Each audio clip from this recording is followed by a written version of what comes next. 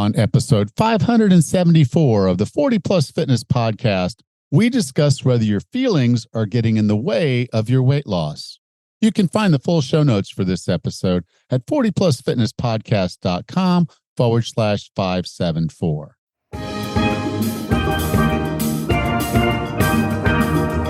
Have you decided you're ready to make a change? To reclaim your health and fitness, the 40 Plus Fitness Podcast is here for you. Each week, we dive deep into health and fitness topics that affect those of us over 40. I'm Coach Allen. I'm an NASM certified personal trainer with specializations in corrective exercise, behavior change, performance enhancement, and fitness nutrition. A Precision Nutrition Level 1 coach, a FAI certified functional age-link specialist, and an OTA Level 2 online trainer. Each week, I'm joined by our co-host, Coach Rachel. She is an NASM certified personal trainer and a RRCA Level 1 run coach. Let us be your coaches as you find your way on your health and fitness journey. All right, let's go.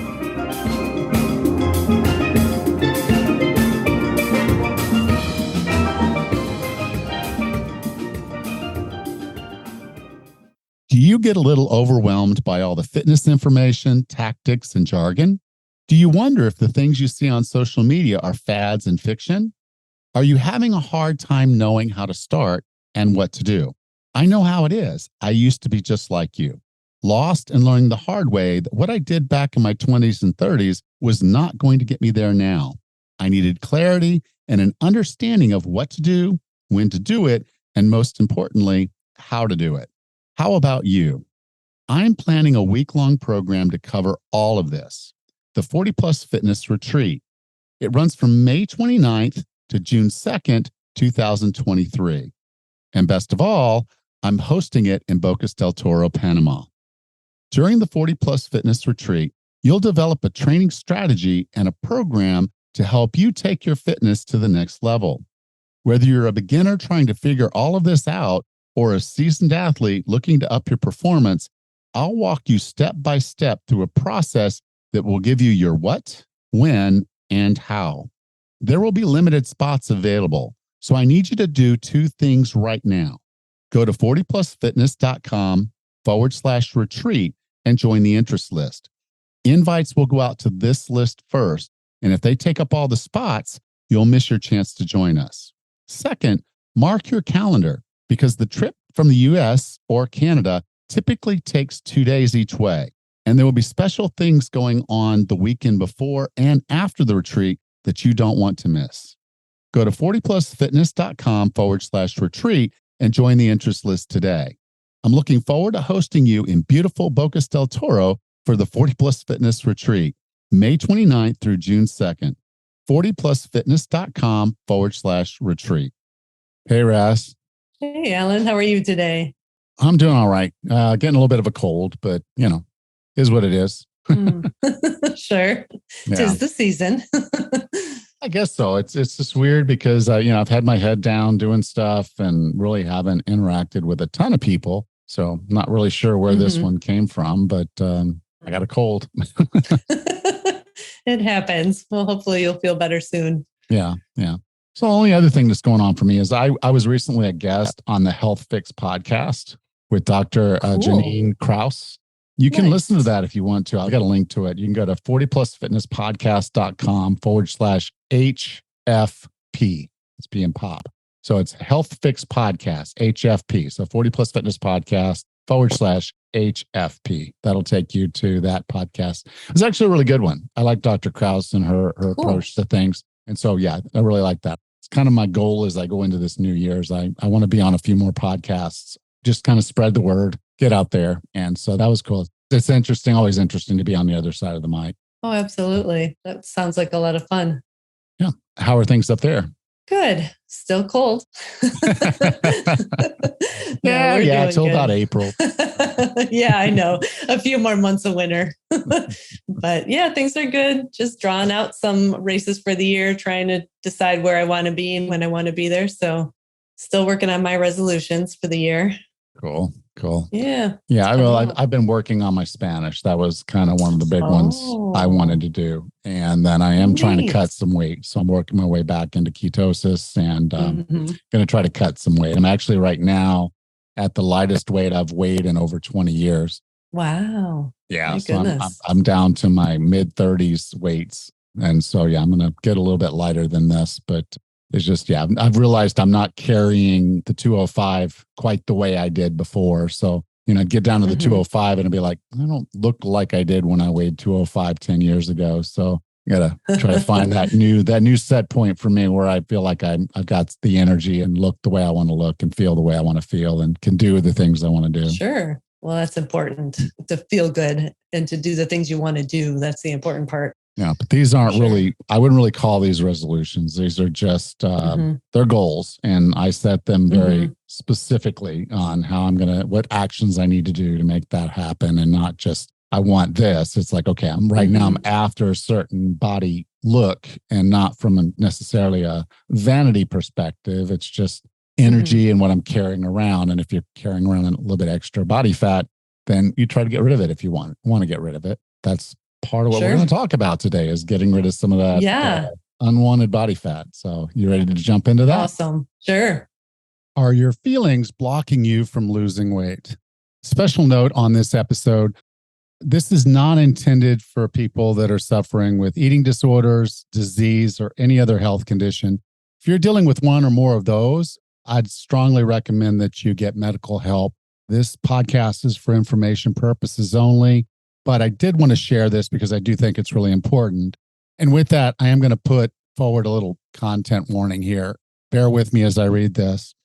This is not one of my regular feel good episodes. If this is your first time listening to the 40 Plus Fitness podcast, I'd strongly encourage you to listen to some of the others first just to get to know me. Then this episode will make a lot more sense.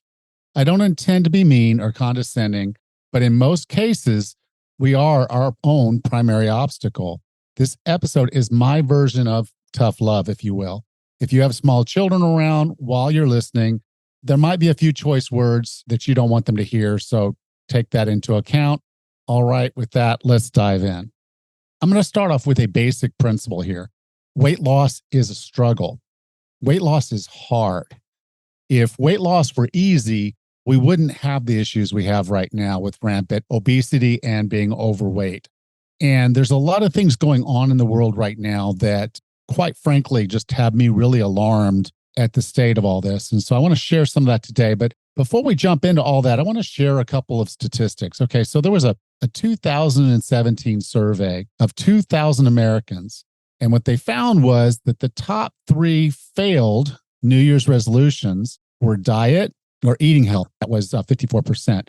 Exercise more was 44%. And lose weight was 41%. They could choose more than one. So the total is going to add up to more to 100%. But you kind of get the idea. For many, many Americans out there, getting healthy, taking care of yourself, getting more fit, those are top of mind, particularly as we go into the new year. As you're listening to this, we're nearly done with January. And so this next study is really kind of hit home. Also, this survey was also done in 2017, and it was 1,129 American adults. They found that only 9.2% of those resolvers successfully achieved their resolution the year before, and that over 42% fail on their resolutions every year. So you start looking at that and realizing that, okay, most people are going to fail their resolutions, and 42% of them fail them every single year. That's almost half. 23% of resolvers fail out the first week. Actually, 13% of them never even started. And 42% fail by the end of the first month, which, as I mentioned, was right about now. So if you're already struggling or have quit your New Year's resolution to lose weight, guess what? You're statistically average. You're in the majority of people that do have health and fitness resolutions, and you're in the majority of people that fail at those resolutions within the first month. So just recognize that that's the state of the world. We all want to change in January, but sticking with it is hard. And it's because we've got a lot of headwind, okay? We have this one headwind, and I'm going to jump into this, and like I said, I'm probably going to upset a lot of people, but political correctness is not good for your health. I'm just going to put that out there. Okay. So let me tell you a story. I was on Twitter and this doctor posted that they had had a consult with their client, patient. The patient came into their office and they were morbidly obese. And the doctor made one statement: you need to lose weight. Now, this person was on meds. They had all kinds of health problems going on, and this has been going on for a while. The doctors are telling us you need to lose weight. Now, guess what happened? The client or customer, the patient, stormed out of the office of this doctor and reported him. They reported him for recommending that they lose weight. So he was in trouble with the hospital and potentially the medical board for offending this patient. Now, this cultural war on weight loss has been going on for about 10 to 15 years, at least as far as I've been paying attention. I've seen it getting worse and worse. You see the ads, okay? They show someone who's morbidly obese doing something relatively athletic, looking generally healthy and energetic. And that's okay. That's cool. They're doing some, sometimes they're doing yoga moves and things I couldn't physically do, but that doesn't mean they're healthy. So what's happening here is there's this cultural push to normalize the condition of obesity to fight fat shaming. And they're doing it wrong, okay? Accepting just a general person has nothing to do with their physical condition. Telling someone that they need to lose weight, as the doctor did in his office, there's nothing wrong with that. That's not fat shaming. That's just reality of health and fitness. This individual is going to suffer more and more if they don't accept responsibility for where they are, which leads me to ask you the question: are you accepting responsibility for where you are? If you want to lose weight, you have to accept responsibility for it. You can't ask others to accept you as you are if they know you're unhealthy, if they want to help you, if they're trying to do the right thing by encouraging you to change. It's not fat shaming. It's just, quite frankly, them being responsible and caring about you. What you don't want is people just ignoring you, not paying attention to you, not caring about you. So this political correctness thing's got to go away. Let me tell you a little bit about this, because I think a lot of people think that, oh, no, it's fine. You can be healthy and have extra body fat. Well, let me tell you what the science says. In the British Medical Journal, the title of this article was BMI and All-Cause Mortality, Systemic Review of Nonlinear Dose Response Meta-Analysis of 230 cohort studies with 3.74 million deaths among 30.3 million participants. This happened in 2015. So basically, they went back and looked at all these different studies and they said, okay, is being obese problematic for lifespan? Okay, it was a question.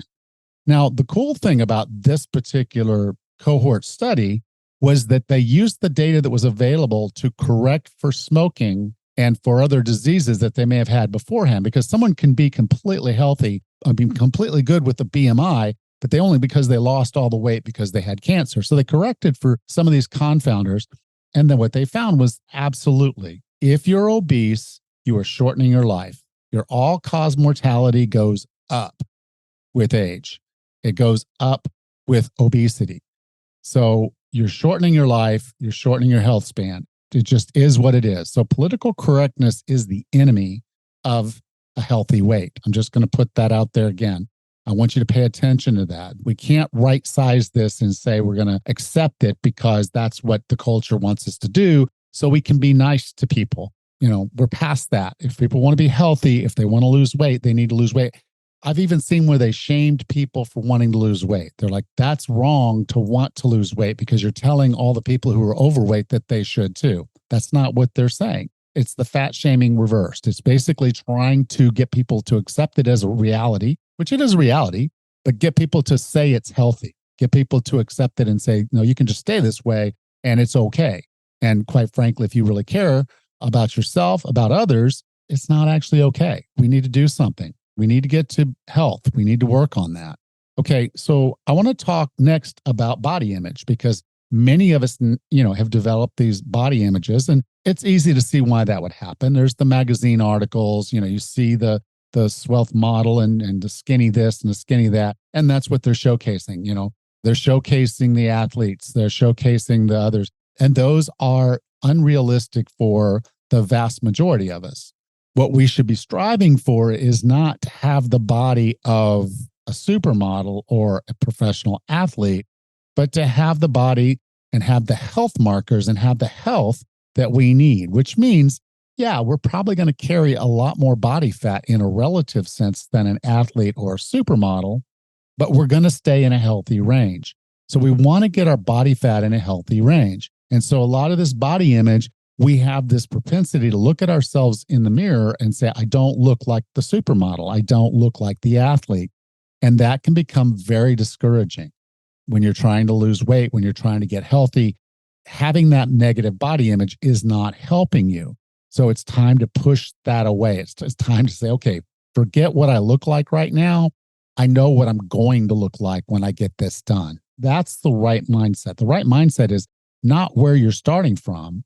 It's where you're going to end. And while your distance between those, the delta of that might be bigger than some, it's also smaller than others. So just realize you have your battle, fight your battle, make your change, cover your delta. And that's what you want to do. You want to focus and just keep closing that delta to get where you want to be. And that's what you have to do. The next thing that I see out there is this all or nothing kind of mindset. And it comes in a lot of different ways. There's this, oh, well, you just have to do the calories in, calories out. And if you just do that, you'd be fine.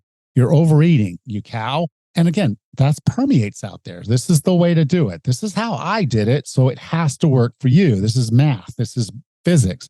And the reality of it is, no, there's other things in there. So there is no all or nothing. There is no right or wrong. There's just what's going to work for you. Now, you might be an all or nothing type person where going on a diet is restrictive and needs to be restrictive. A perfect example, I am not a have a beer with a friend kind of person. I'm a have beers with a friend kind of person. So if we're going out for beer, it's beer plural. Okay, I'm going to have a lot of beer probably. That's just the way I'm wired once I start. Okay, I do some of the same things with food. You get me to eating a food that's not good for me, it becomes a lot more difficult for me to turn that off and move on unless I completely turn it off. I don't do moderation. So understanding yourself and understanding that there's not just one right way, there's the right way for you is really, really important. And so the advice that people like to throw out there, it could work or it might not. Only way you'll know is to try it and to know yourself well enough to say, yes, I know this will work for me. If someone just told me to eat smaller portions of the food that I already eat when I got fat that way, won't work for me. I'm not going to sit there and get 1/3 or 1/4 or 1/8 of a serving of what I would normally have had for mashed potatoes and gravy. I'm just not going to do that. That's not how I'm wired. So knowing how you're wired, understanding that none of this advice is right and none of it is wrong. All diets succeed and all diets fail. And we just have to find the right way to eat that works for us long term, and we can get there. Probably one of the areas where most people struggle the most with food is emotional eating and mindless eating. Okay, so there's a component of the brain that basically rewards us when we do things it likes. So eating sugar creates a dopamine response in the brain. The brain loves dopamine, just loves it, and says, hey, that sugar was some pretty cool stuff. Could you get me some more of that? You've probably seen the meme of the episode where Chappelle has done some cocaine or something and he's asking for more of it. He's got that needy look on his face and even a little bit of the drug on his upper lip. You got any more of that? That's what our brain's doing. It's literally like drugs. And so if you're doing emotional or mindless eating, those calories count. They do. And if you're doing it all the time, weight loss is not going to happen. You have to be mindful of what you put in your mouth. You just do.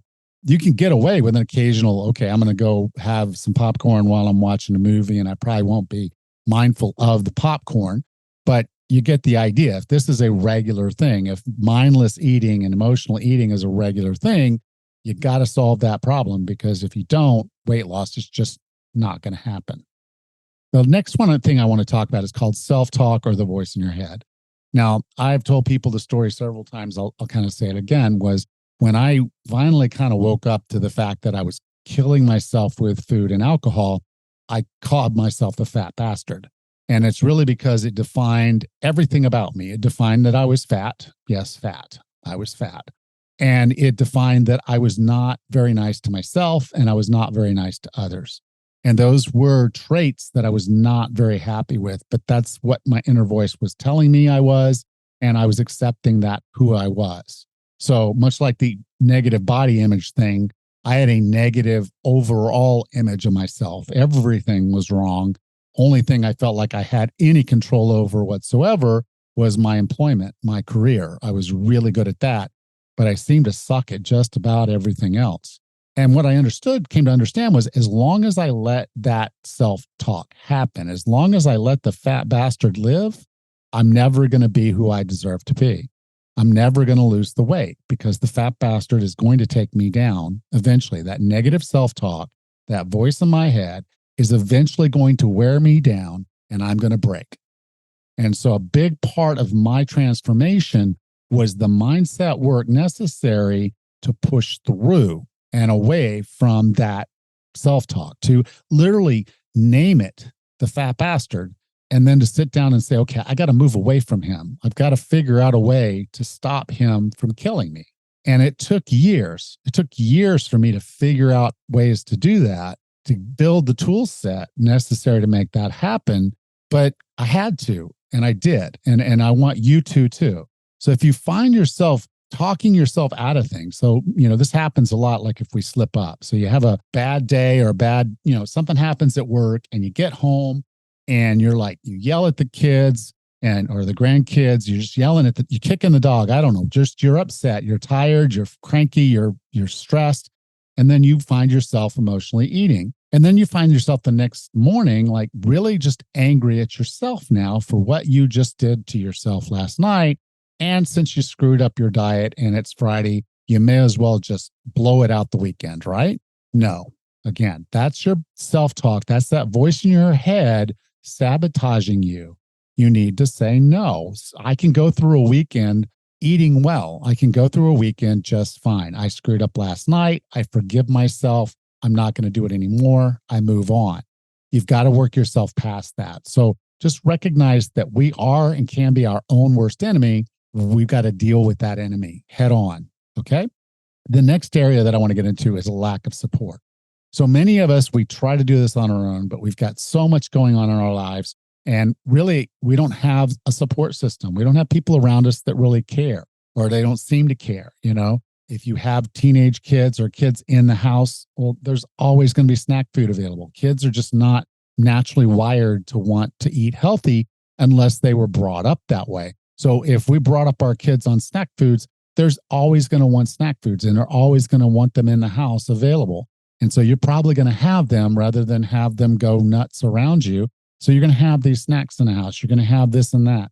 When it comes to dinner, your family might not want to eat the way you're eating. And so you're going to kind of feel this total lack of support. And maybe none of your friends are really interested in weight loss. They talk about it. Hey, let's do a resolution. We'll all hold each other accountable.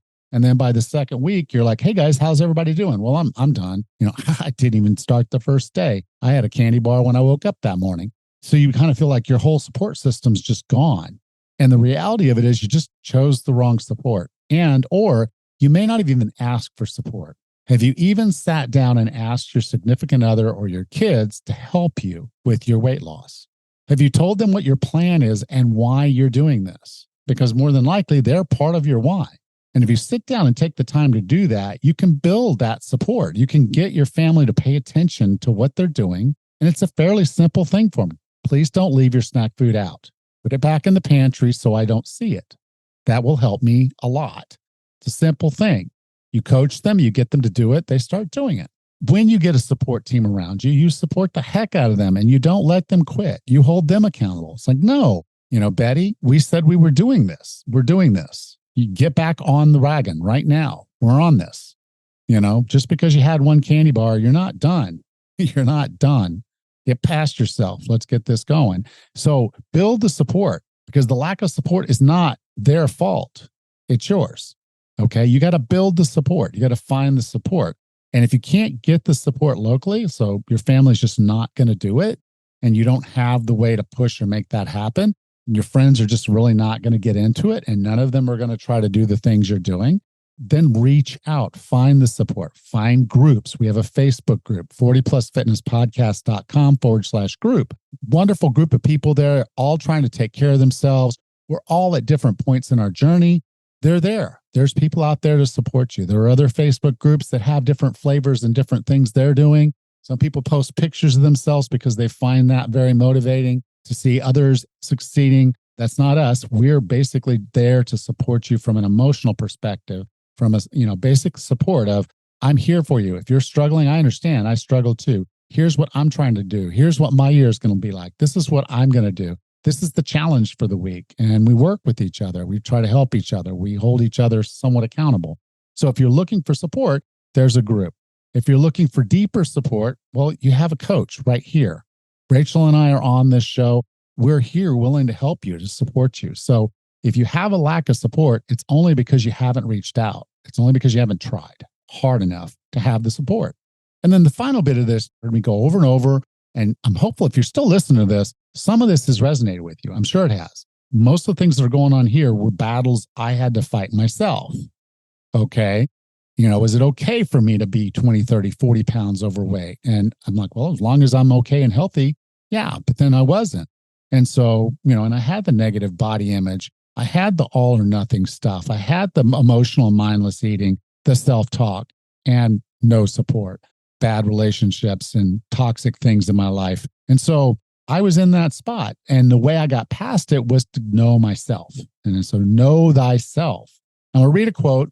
This is by Sun Tzu, who wrote The Art of War. You may have heard about this. I love this book. I read it every once in a while. It's just a very interesting read. And so in this quote, it says, if you know the enemy and know yourself, you need not fear the result of 100 battles. If you know yourself, but not the enemy, for every victory gained, you will also suffer a defeat. If you know neither the enemy nor yourself, you will succumb in every battle. And here's what I know. We are the enemy. We are ourselves, and we are the enemy. There is no one else out there forcing you to eat. There's no one else out there making you fat. We did that to ourselves. We are the enemy. So if you don't know yourself and you don't know the enemy, you will lose the battle. You've got to take the time to figure that out. So what I would encourage you to do is, if you haven't already, go take the Health Blocker quiz. It's a really good way for you to start getting some insights into the way that you think and the way that you work. And if you can set things up based on what your needs are, based on who you are, knowing thyself, it's going to go a long way. You can go to 40plusfitness.com/quiz. Again, that's 40plusfitness.com/quiz. And you can get to know more about yourself. And that's going to help you with a lot of this stuff. Okay. I'm going to throw out some terms that won't mean a lot to you if you haven't taken the quiz, but windshields suffer with negative body image all the time. Windshields do. People who are co-pilots, the support is huge. If you don't have the support, you're just not going to get there. You need the support, and you need to not be the caretaker of everybody else before you take care of yourself. That's what happens with a co-pilot. If you're an Atlas, you're probably more of an all or none thing. And you know that if you have something big in front of you, you can turn off the bad and focus on the good to get that thing done. If you're more of like maybe a tires or a pedals type person, then the self-talk and the emotional and mindless eating are probably going to be things that really eat at you. Because if you can't get the traction as a tires, or if you're not quite sure about what you're doing and you find yourself stopping and starting and stopping and starting, it's really hard because you just can't keep your foot on the gas. And so just recognize I threw out a lot of things there. If you haven't taken the quiz, that might not make as much sense to you. But I think what you can see is if you take the quiz, you're going to know a lot more about yourself, and then you'll have the tools you need to win these battles, because each and every one of these battles is really, really important for weight loss. And so the way we feel about the world, about ourselves, about weight loss, all impact our ability to be successful. So I want you to start working on the mindset part of this. This is not a tactic and strategy type problem. Weight loss is a mindset problem. And if you don't solve that, you're not going to stick to the tactics. You're not going to stick to the strategies, and you're not going to get it done. So work on your mindset and lose that weight.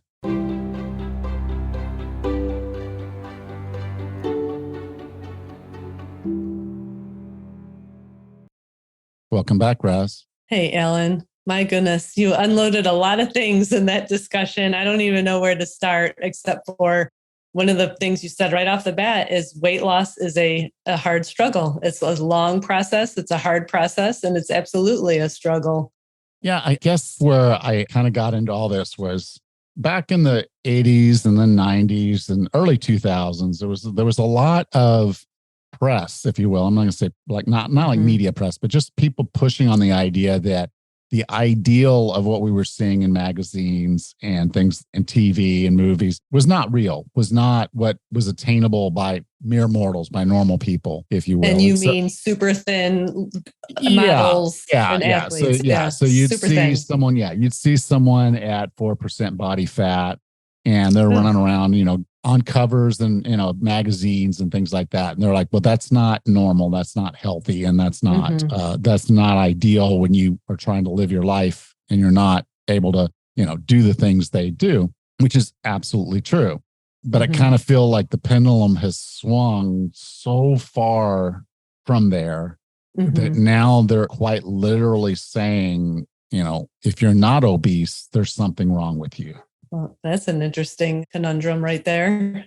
Well, it's out there. I'm seeing it almost now every day. I see some kind of rant about people wanting to lose weight and how they're terrible people for wanting that. Just even wanting to lose weight makes you a bad person. And they use the standard words that they use for bad people, And so it's just kind of one of those things where if you let the press drive the way you feel about this stuff, then you accept victimhood. And a victim cannot be the hero. That's true. So, if we look at, just even like the normal story. So we go back to the basics of a story. Okay. And the story is that there's a dragon and the village sacrifices a virgin every year at this full moon to the dragon. It's King Kong in another story, but whatever. And whatever monster you want to have out there. And so the premise was that we've got to sacrifice this virgin so that he doesn't burn the whole city, the whole town. And then it happens that the virgin is going to be burned. This boy happens to be in love with her. And so now he's going to fight the dragon.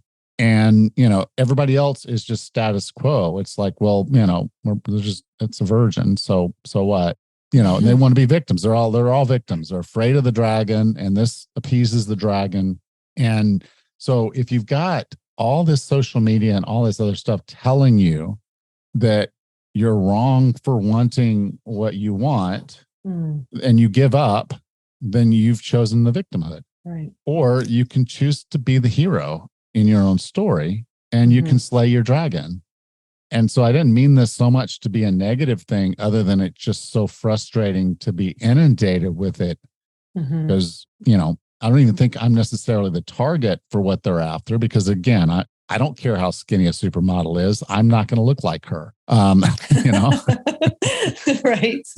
That's right. And granted, I look at professional athletes and I'm like, okay, well, the dude does this all day, every day, can hire a chef, can hire a trainer, can hire, and basically this is all they do. And it's like, I could quit my job and hire a chef and hire a trainer. I could look pretty darn good myself, but and be broke. Well, I'd have to be independently wealthy or something, or, get paid for it, which they do. And that's kind of the whole principle. You see an actor and basically they've got enough money involved in this movie and all that. There's a budget for getting the hero to look a certain way and the trainers and everything that's going into that. And so these guys go in and they train like maniacs because they're going to get paid tens of millions of dollars to be in this movie. Yeah. Anybody would do it. But we're not getting paid millions of dollars to for get the rest healthy. of us. Yeah. Right. For the rest of us. Right. And they're not necessarily doing it in the most healthful way either. So the base point is, if your goal is to be healthy, then you know having excess body fat is not helping you. Okay. And if you make the decision you want to do this, then you've got to get past this major sabotage that's happening through social media, through political correctness, through all of this stuff. And you just got to say, enough of that. I'm living my life. I'm doing my thing. And you do your thing. And don't fall for it, because if you're the victim, you can't be the hero. That's right. I think that we all have our own stories. The only person we're really accountable to is ourselves. And so if we have a health condition that we need support from, we go to our doctor, we get the information, we can hire a trainer, like you said, or figure it out online. We just need to take our own steps to be the healthiest that we could be. And I guess I just want to circle it all back to being healthy again, because, looks, again, to me are pretty irrelevant as well. I'm not interested in super skinny or super overweight. It's what's inside that really matters. We all have to pay attention to what the doctors are telling us about our own health, whether it's a heart condition, respiratory problems, high cholesterol, stress. I mean, what's going on inside is the most important part. And if you were ready to take that step to improve your health, then you should be able to do it without the consequences of somebody raining on your parade.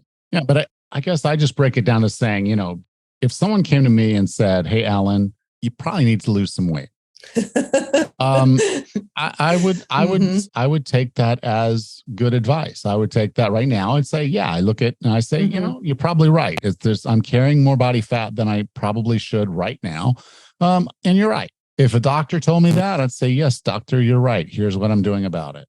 If my wife told me about it, I'd say, yes, honey, you're absolutely right. This is what I'm doing about it. If my best friend did it, I'd say, yeah, Frank, you're absolutely right. This is what I'm doing about it. If my personal trainer said it, I'd say, you're absolutely right. I'm busting my butt in the gym, aren't I? Yes. And this is what I'm doing about it nutritionally.